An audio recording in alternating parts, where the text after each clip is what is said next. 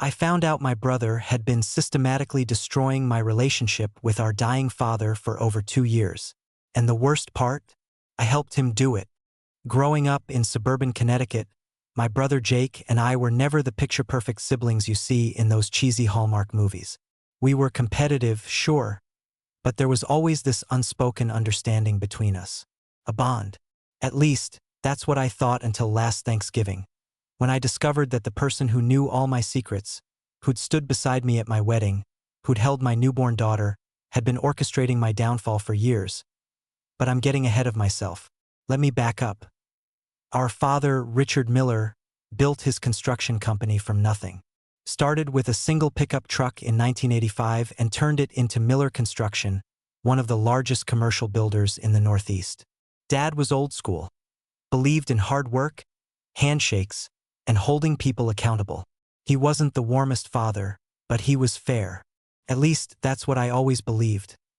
Jake joined the family business right after college. It made sense. He had the business degree, the natural charm that clients loved. I went a different route. Became an architect. Dad always said we'd make the perfect team someday. Jake running the business side, me designing the buildings. But I wanted to make my own name first, establish myself outside his shadow. We were both in our 30s when Dad got the diagnosis. Stage 4 pancreatic cancer. Terminal. 6 months to a year, they said. That was when everything changed. I remember sitting in that sterile hospital conference room when the doctor delivered the news. Dad just nodded like he was accepting a weather report, not a death sentence. Jake broke down. I stayed frozen, processing. Later that night, Dad pulled me aside in the hospital hallway. "Alex," he said, gripping my shoulder with surprising strength for a man who'd just been told he was dying. "I need you to know something. I've always been proud of you. Taking your own path. That takes guts. Coming from my father, this was practically a Shakespearean soliloquy of emotion. I awkwardly thanked him, promised I'd be there through his treatment. What else could I say? The next morning, Dad announced his succession plan. Jake would become CEO immediately to ensure a smooth transition. I would be brought on as Chief Design Officer, overseeing all architectural aspects of the company.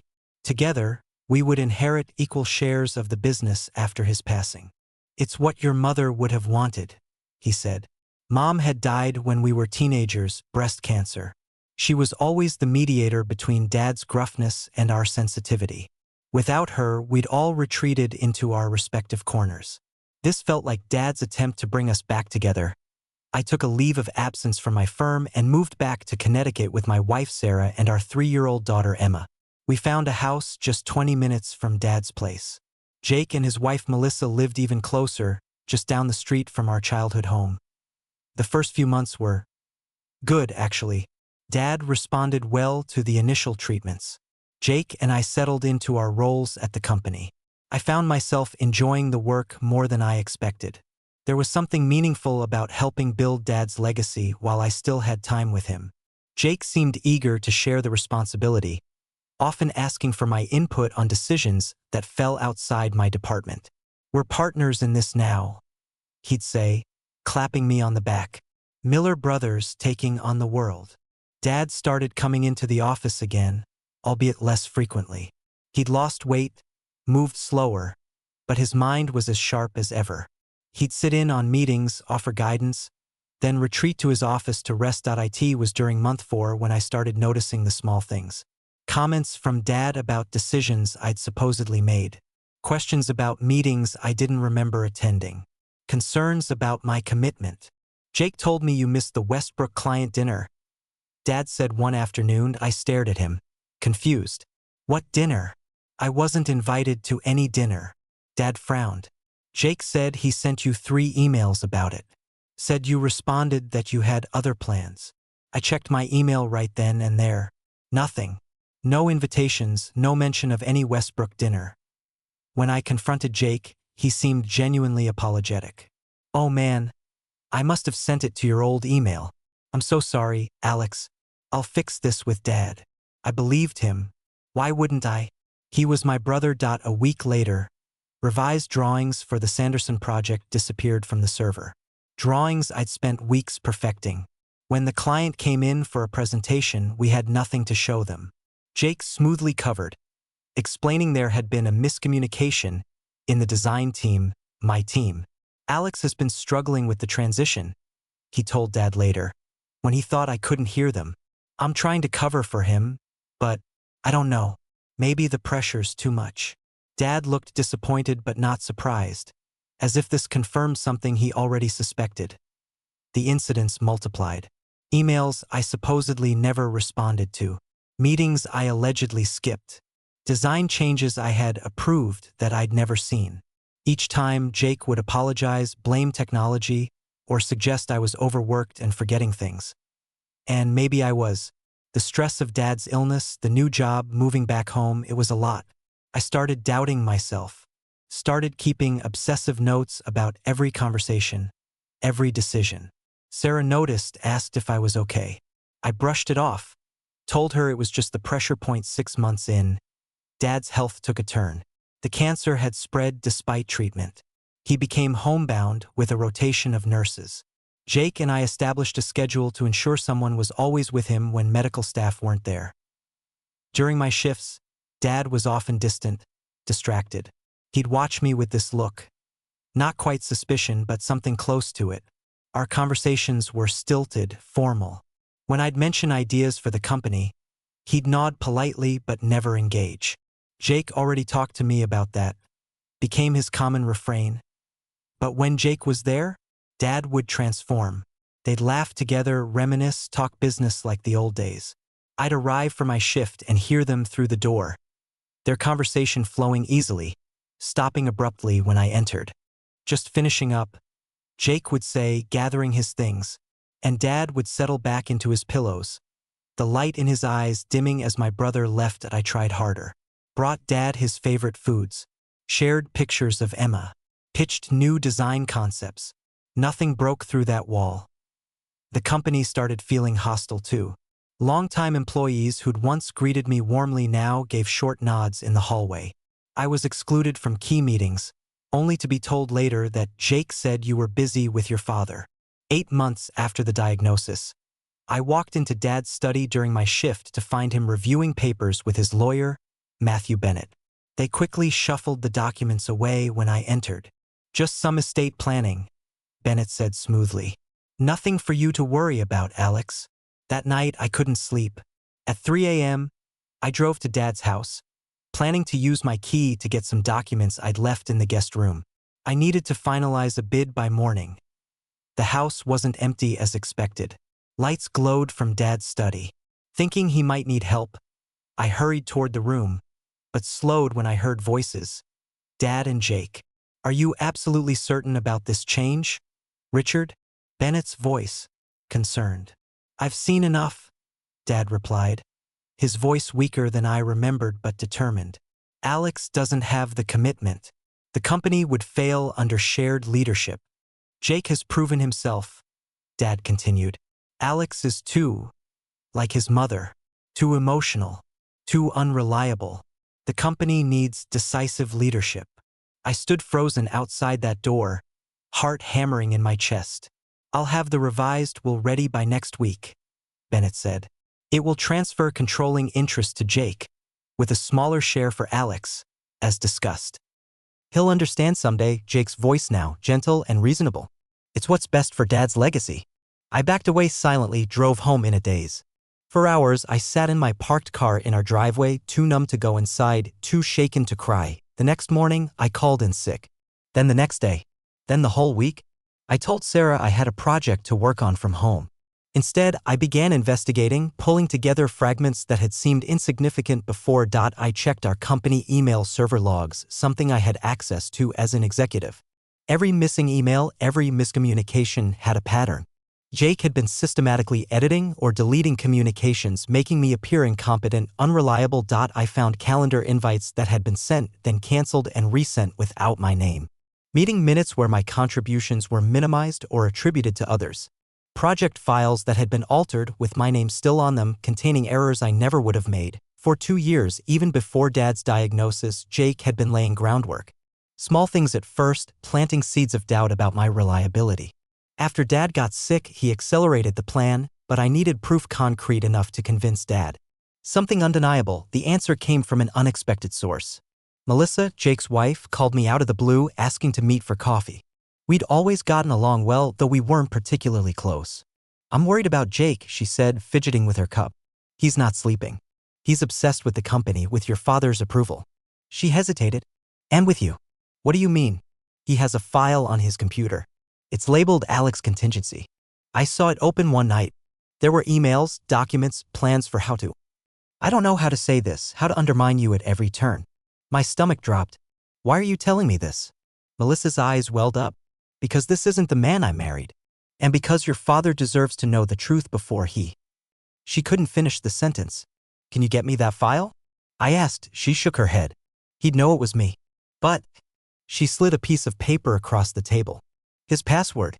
For his laptop and email. He doesn't know I have it." That night, after everyone had left the office, I logged into Jake's email account. There it was, hundreds of emails orchestrating my professional sabotage. Communications with clients, doctored to make me look difficult. Conversations with Dad, subtly planting doubts about my commitment, my ability, my stability. The most damning was an email to Bennett, Dad's lawyer, Matthew, as discussed. "I've prepared a document outlining Alex's erratic behavior and decision-making over the past 6 months. Dad's already concerned, but this should help solidify his decision to revise the succession plan. I've included contemporaneous notes about incidents that demonstrate his unsuitability for leadership. Let me know if you need anything else to strengthen the legal position." I forwarded everything to my personal email, then logged out, hands shaking. I considered confronting Jake immediately but realized I needed to be strategic. Dad's health was failing fast. The new will hadn't been signed yet. I had days, maybe hours, to undo 2 years of calculated destruction. The next morning was Thanksgiving. We were all gathering at Dad's for what everyone silently acknowledged might be his last holiday. I arrived early, volunteering to help the nurse get Dad ready for the day. "You're in a good mood," Dad commented as I helped him into his wheelchair. "It's Thanksgiving," I said. "Family time." He studied me with those sharp eyes that cancer hadn't dulled. "Something's different about you today." I just smiled and wheeled him to the dining room where Sarah was already setting the table. Emma ran circles around us, excited about the holiday. Jake and Melissa arrived soon after, Jake carrying Dad's favorite bourbon and wearing a practiced smile that I now recognized as completely false. Dinner was a masterclass in restraint. I played my part, the dutiful son, the supportive brother, while inside, I was cataloging every lie, every manipulation that had brought us to this moment. After the meal, as Sarah cleared plates and the nurse helped Dad take his medication, Jake suggested we men have a drink in the study. "Like old times," he said with that winning smile. Dad nodded, clearly tired but unwilling to miss the tradition. Once settled in the study, Jake poured 3 bourbons, handed them around. "A toast," he said, raising his glass. "To family. To legacy. To Miller Construction's future." We drank. Dad winced slightly as the alcohol hit his system. "Actually," I said, setting down my glass, "I'd like to talk about the future. About the changes to the will." Jake's smile faltered for just a microsecond. Dad's eyebrows rose. "I know about the revisions," I continued. "The ones giving Jake controlling interest. The ones based on my supposed incompetence." "Alex," Jake started, his voice that perfect mix of concern and disappointment he'd perfected. "This isn't the time." "It's exactly the time," I interrupted, pulling out my phone. "Before anything is signed. Before more lies become permanent." Dad looked between us, confusion and fatigue battling on his face. "What are you talking about?" I opened my email and passed my phone to Dad. "These are emails from Jake's account. Planning how to sabotage me at the company. How to turn you against me. It's been going on for years." Dad squinted at the screen, scrolling slowly. Jake's face had drained of color. "Alex is obviously going through something," Jake said desperately. "These could be doctored, Dad. You know how tech-savvy he is." Dad kept reading, his expression unreadable. "The Westbrook dinner? Never invited," I said. "The Sanderson designs? Jake deleted them. Every meeting I supposedly missed, every deadline I apparently forgot, all orchestrated. This isn't just about the inheritance," I continued, my voice breaking slightly. "It's about you believing I don't care. That I'm not committed. That I'm somehow less than Jake." Dad looked up from the phone, his eyes filled with a sadness that cut me to the core. "Dad," Jake pleaded. "You can't believe this. After everything I've done, everything I've sacrificed." "Stop," Dad said quietly, and Jake fell silent immediately. Dad handed me back my phone, then reached for his bourbon with a slightly trembling hand. After taking a sip, he spoke in that measured tone he always used for important business decisions. "I've been in business for 40 years, he said. Built a company from nothing. Know what the most important thing I learned was?" He looked between us. "Always verify your sources." He reached for the phone on the side table, pressed a button. "Caroline, could you come in here, please? And bring the package from the safe." Jake and I exchanged confused glances. Caroline, Dad's longtime assistant who'd been helping with his home care, entered moments later carrying a large manila envelope. 3 months ago, Dad continued as Caroline handed him the envelope. "I started noticing discrepancies. Comments Jake attributed to you that didn't sound like you. Decisions that seemed out of character. So I hired a private investigator." My jaw dropped. Jake made a strangled sound. Dad pulled out a thick report from the envelope. "Former FBI agent. Very thorough. He's been tracking all communications, all server activity, all meetings. Been recording conversations too." He flipped through the pages. "Turns out my cancer diagnosis became quite opportune for one of my sons." Jake stood abruptly. "Dad, this is insane. You spied on me? On your own son?" "I investigated a business matter," Dad corrected coldly, "and found evidence of extensive sabotage and manipulation." He looked at me. "Against both of us?" I couldn't process what I was hearing. "You knew? All this time?" "Not initially," Dad admitted. Jake's plan was impressive in its thoroughness. "But I've spent a lifetime reading people, spotting inconsistencies. Something felt wrong." Dad turned to Jake, who remained standing, his face a mix of shock and building anger. "You didn't just try to ruin your brother's position in the company," Dad said, his voice hardening. "You tried to steal his relationship with me during my final months. That's unforgivable." Jake's expression transformed, the carefully maintained facade crumbling completely. "Unforgivable?" he spat. "What about the way you've treated me for 30 years? Always comparing me to the golden boy here who couldn't even commit to the family business." "That's not true," Dad started, but Jake was beyond hearing. "I've given everything to Miller Construction. Everything. While Alex was off playing architect in his fancy firm, I was here, building your dream. And still, it was always Alex has such vision, Alex has such creativity." "What about me, Dad? What about me?" The room fell silent after Jake's outburst. Dad looked suddenly older, the weight of understanding settling on his shoulders. "I never meant to make you feel less valuable," Dad said quietly. "If I did, I'm sorry for that. But it doesn't justify what you've done." Jake laughed bitterly. "Your apology means nothing now." "Perhaps not," Dad agreed. "But my decision does. Caroline, please give Matthew Bennett a call. Tell him we'll need the original version of the will after all." Jake's face contorted. "You can't do this." "I already have." Dad's voice was final. "Alex will assume the role of CEO effective immediately. You're suspended pending a full investigation." Jake looked at me, then at Dad, his expression shifting from shock to something darker. Without another word, he stormed out. We heard the front door slam moments later. The silence that followed was deafening. "I'm sorry," Dad said finally. "I wanted to be certain before I acted. I didn't realize how much damage it would cause in the meantime." I nodded, still processing everything. "How much of it was real? The distance between us these past months?" Dad sighed heavily. "Some was me testing, watching your reactions. Some was me pulling away to protect myself from disappointment if I was wrong about Jake." He reached for my hand. "But none of it changed how proud I am of you. How much I've always admired your integrity. That night changed everything." Dad lived another 2 months, long enough to help me transition into leadership, to meet with key clients and assure them of my capabilities. Long enough for us to rebuild what Jake had nearly destroyed. Jake refused all contact. Melissa filed for divorce 3 weeks after Thanksgiving. According to her, he'd moved to Arizona, taken a job with a competitor. The investigation revealed the full extent of his deception, not just against me, but financial improprieties as well. Legal proceedings are ongoing. Sometimes I wake up at night wondering how I missed it. How I didn't see the resentment building in my own brother. How easily I accepted being cast as the villain in his narrative. Dad's funeral was small, dignified, exactly as he wanted. In his eulogy, I talked about his business acumen, his integrity, his ability to spot deception even when it came from those closest to him. I didn't mention Jake by name. He didn't attend. Miller Construction continues to thrive under my leadership. I've hired a COO to handle the business aspects Jake once managed. We've expanded into sustainable building projects, something Dad approved before he passed. Sarah asked me recently if I could ever forgive Jake. I don't have an answer yet.